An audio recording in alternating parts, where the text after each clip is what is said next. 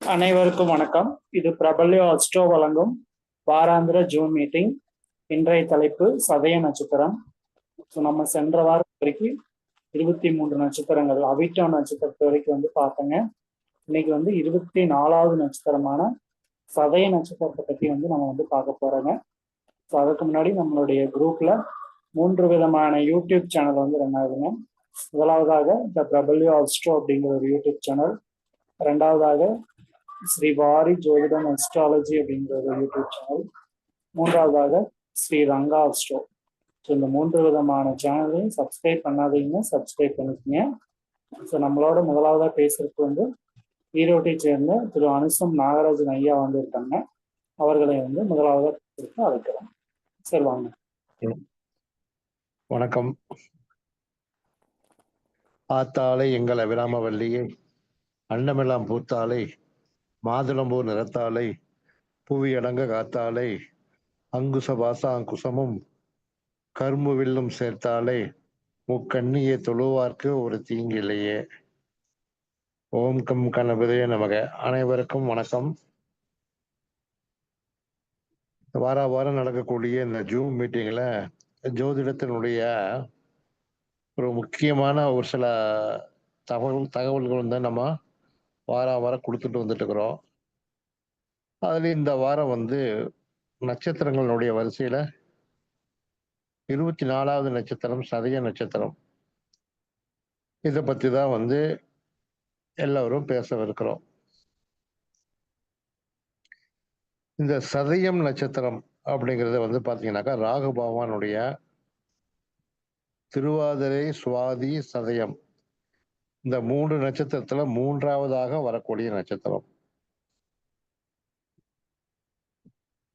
சதயம். சதயம் அப்படின்னு பார்த்தோம்னாக்கா கும்பராசியில் இருக்கு. மகரம், கும்பம் ரெண்டுமே சனி பகவானுடைய ராசிகள். இதுல கும்பத்துல இந்த சதய நட்சத்திரம் 1ஆம் பாதம், 2ஆம் பாதம், 3ஆம் பாதம் 4 பாதங்களையும் உள்ளடக்கியதாக இருக்கிறது. சதயம், சதம் என்றால் 100, சதயம் என்றால் நூற்றாண்டு. அதாவது இதிலும் 100க்கு 100 அப்படின்னு சொல்லக்கூடிய ஒரு நட்சத்திரம்னா இந்த சதய நட்சத்திரம் தான். இந்த நட்சத்திர நாள் படிக்கக்கூடிய குழந்தைகள், படிப்பு மாணவர்கள் அனைவரும் என்ன பண்ணலாம்னாக்கா, இந்த நட்சத்திரம் வரக்கூடிய நாள் அன்று அயக்கிரியவருக்கு ஒரு பூஜை செய்து அர்ச்சனை செய்து விட்டு வணங்கி விட்டு படித்து பரீட்சை எழுதினாங்கன்னா கண்டிப்பாக அவர்கள் 100க்கு 100 மதிப்பெண் வாங்கக்கூடிய அளவுக்கு வாய்ப்புகள் பிரகாசமாக இருக்கும். அந்த அளவுக்கு இந்த நட்சத்திரத்திற்கு பவர் உண்டு. சதம் என்றாலே 100, எதிலும் வெற்றி தான். இவர்கள் இந்த நட்சத்திரக்காரங்க எந்த வேலை எடுத்தாலும் 100க்கு 100 திறமையாக செய்து முடித்து விட்டுதான் மற்ற வேலையை பார்ப்பாங்க. நீதி, நியாயம், நேர்மை, கடமை, கண்ணியம் இந்த அனைத்திலும் மிகவும் சிறப்பாக இருப்பார்கள். யாரையும் ஏமாற்றுவது, பொய் பேசுவது போன்றவை இவங்களுக்கு பிடிக்காது. இவர்கள் ஆன்மீகத்தில் மிகவும் சிறந்த ஈடுபாடு உள்ளவர்களாக இருப்பார்கள். இவர்கள் சம்பாதிக்கும் பொருளாதாரத்தில் ஒரு பகுதியை ஆன்மீகத்திற்காக கண்டிப்பாக இவர்கள் செலவு செய்வார்கள்.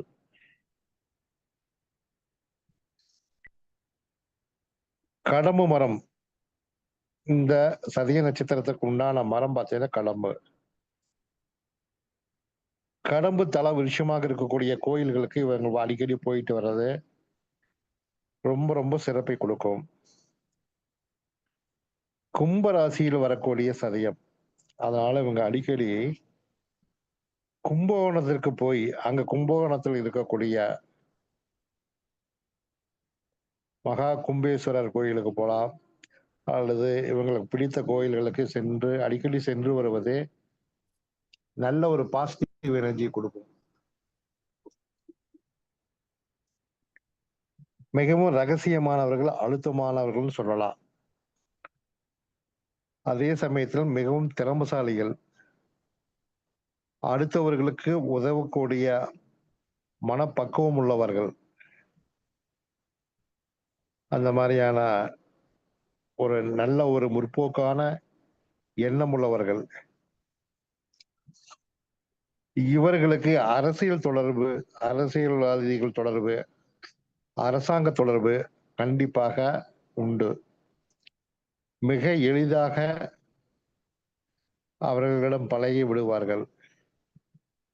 தன்னுடைய காரியத்தை அவர்களிடம் சாதிப்பதில் முழு மூச்சாக ஈடுபடுவார்கள். இந்த நட்சத்திரத்தில் பிறந்தவர்கள் அதிகப்படியான பெயர்கள் சொந்த தொழில் செய்பவர்கள் அதிகமாக இருப்பார்கள். ஒரு 50 பேர் 100 பேருக்கு வேலை வாய்ப்பு கொடுக்கறவங்க,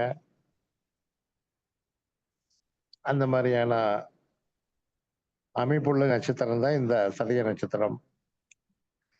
அதிகப்படியான பேர் வெளிநாடுகளில் சென்று வேலை செய்து நிறைய பொருளை சம்பாதித்து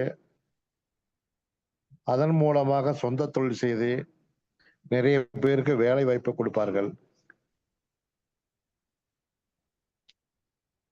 அதே போல இவர்கள் எந்த ஒரு காரியத்தை செய்தாலும் காலங்காலத்திற்கு பெயர் சொல்லும் விதமாகத்தான் அந்த செயல் கண்டிப்பாக இருக்கும். உதாரணமாக ராஜராஜ சோழன் சதய நட்சத்திரத்தில் பிறந்தவர் தான். 1000 ஆண்டுகள் ஆனாலும் தஞ்சை பெரிய கோயில் இன்னும் பெயர் சொல்லிக் கொண்டு இருக்கிறது.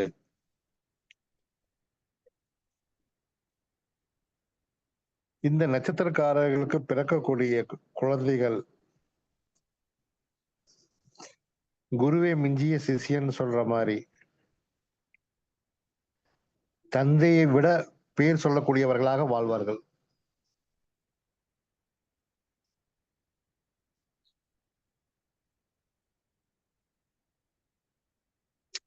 மிகவும் சிறப்பான ஒரு அமைப்பு பெற்றவர்களாக இவர்களது குழந்தைகள் இருப்பார்கள். இந்த சதய நட்சத்திரக்காரர்களுடைய வம்சாவளி பார்த்தீங்கன்னாக்கா சுமார் ஒரு 550 வருஷம் தோல்வியே கண்டிராத அமைப்பு பெற்றவர்களாகத்தான் இருக்கிறார்கள். வெற்றி வெற்றி எதிலும் வெற்றி. ஆகவே இன்றைக்கும் அவர்கள் சதய நட்சத்திரக்கார ராஜராஜ சோழனுடைய வம்சாவளி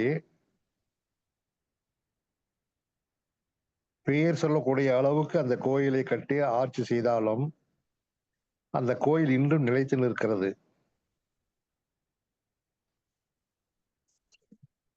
இந்த சதய நட்சத்திரக்காரர்கள் தஞ்சை பெரிய கோயிலில் இருக்கக்கூடிய வாராகி அம்மனை சென்று தரிசனம் செய்து வருவது மிகவும் சிறப்பை தரும், நல்ல முன்னேற்றத்தை கொடுக்கும். இவர்கள் வாராகி அம்மனை தினமும் தரிசனம் செய்து வருவது, பூஜித்து வருதல், இதன் மூலமாக இவர்களுக்கு என்றுமே தோல்வியே கிடைக்காது. எதிலும் வெற்றி வெற்றி என்று சொல்லலாம். காரணம் ராஜராஜ சோழன் அது மாதிரிதான் தினமும் வாராகி அம்மனை தரிசனம் செய்து அனைத்து துறையிலும் வெற்றி பெற்று வந்தார்.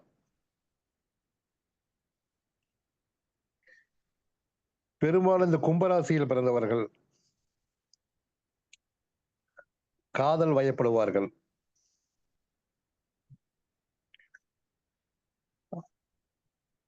ஒரு சிலருக்கு காதல் திருமணம் நடக்கும். அதிகப்படியான பேருக்கு ஒருதலை காதலாக மாறிவிடும். ஒரு சிலருக்கு காதல் தோல்வியில் முடியும். நிறைய சதய நட்சத்திரக்காரர்கள் மனைவி பேச்சை கேட்டு நடப்பார்கள். குடும்பத்தில் சண்டை சச்சரவு வரக்கூடாது என்பதற்காகவே மனைவி என்ன சொன்னாலும் கேட்டு நடக்கக்கூடியவர்களாகத்தான் இந்த நட்சத்திரக்காரர்கள் இருப்பார்கள். பெரும்பாலும் தனக்கு வரக்கூடிய கஷ்டங்களை அடுத்தவர்களுக்கு சொல்லாமல், சொல்லப்போனால் வீட்டில் இருக்கக்கூடிய மனைவி குழந்தைகளுக்கு கூட தெரியாமல் தன்னுடைய கஷ்டம் தன்னோடவே போகட்டும் என்று சொல்லி அவர்களுக்கு தெரியாமலேயே அந்த பிரச்சனையை சரி செய்து விடுவார்கள். நிறைய சொத்து சேர்க்கக்கூடிய அமைப்புள்ள நட்சத்திரம் இந்த சதய நட்சத்திரம். இந்த சதய நட்சத்திரம் உடைய விலங்கு பெண் குதிரை. இவர்கள் பெண் குதிரைக்கு உணவளித்து வந்தால் ஒரு நல்ல முன்னேற்றம் கிடைக்கும். இவர்கள் ரவா சேமியா செய்து தானம் செய்து வந்தாலும் மிகவும் சிறப்பு. உக்கிர தெய்வத்தினுடைய வழிபாடு இந்த நட்சத்திரக்காரர்களுக்கு நல்ல பலனை தரும்.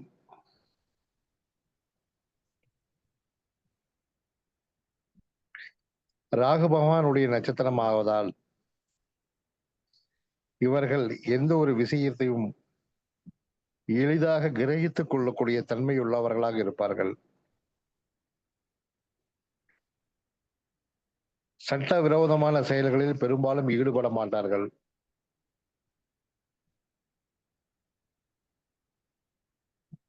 ஆகவே இந்த நட்சத்திரக்காரர்கள் பெரும்பாலும் நியாயம் நேர்மைக்கு கட்டுப்பட்டே நடப்பார்கள்.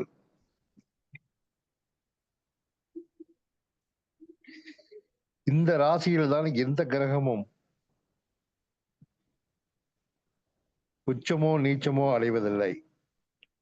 கும்பராசியில் உச்சம் நீச்சம் அடைவது இல்லை.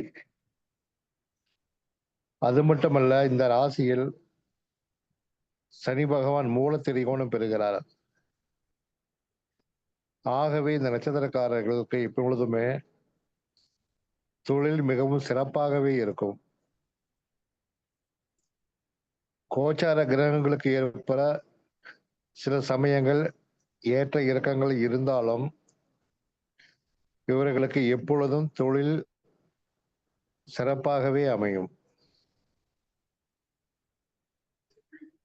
இவர்கள் வரக்கூடிய மனைவி, பிறக்கக்கூடிய குழந்தைகள் அனைவரும் யோகமானவர்களாகவே இருப்பார்கள். ஆகவே இந்த ராகுவினுடைய இந்த மூன்றாவது நட்சத்திரமான சதய நட்சத்திரம் பெரும்பாலும் சதயத்தில் லக்னம் யாருக்கு அமைகிறதோ, பெரும்பாலும் சதய லக்னத்தில் குழந்தைகள் பிறப்பது மிக மிக அரிது.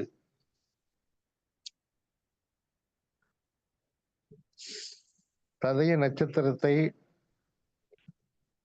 லக்ன புள்ளியாக கொண்டு பிறக்கக்கூடிய குழந்தைகள்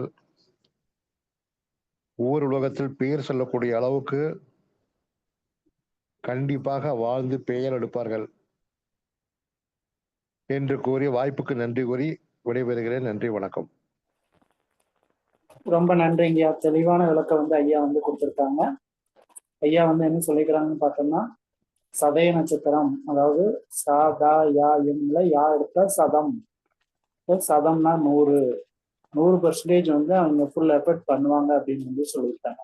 எந்த வேலையா இருந்தாலும் 100% முழு ஈடுபாட்டோட செஞ்சு வெற்றி பெறுவாங்க அப்படின்னு ஐயா சொல்லியிருக்கிறாங்க. அதே மாதிரி ராஜராஜ சோழன் பிறந்த நட்சத்திரம் அப்படின்னு சொல்லியிருக்கிறாங்க. ஸோ இது மாதிரி நல்ல நல்ல பாயிண்ட்கள் எல்லாம் ஐயா சொல்லியிருக்கிறாங்க. ஐயாவும் பார்த்தோம்னா ஒரு 35 வருஷத்துக்கு மேல இந்த ஜோதிட ஃபீல்ட்ல இருக்காங்க. நீங்க சொல்ற கருத்துக்களும் வாழ்க்கைக்கு உதவுற மாதிரிதான் இருக்கு. அவர்களுக்கு நம்மளுடைய குழுவின் சார்பாக நன்றியை தெரிவித்துக் கொள்கிறேன். நன்றி ஐயா. நன்றி.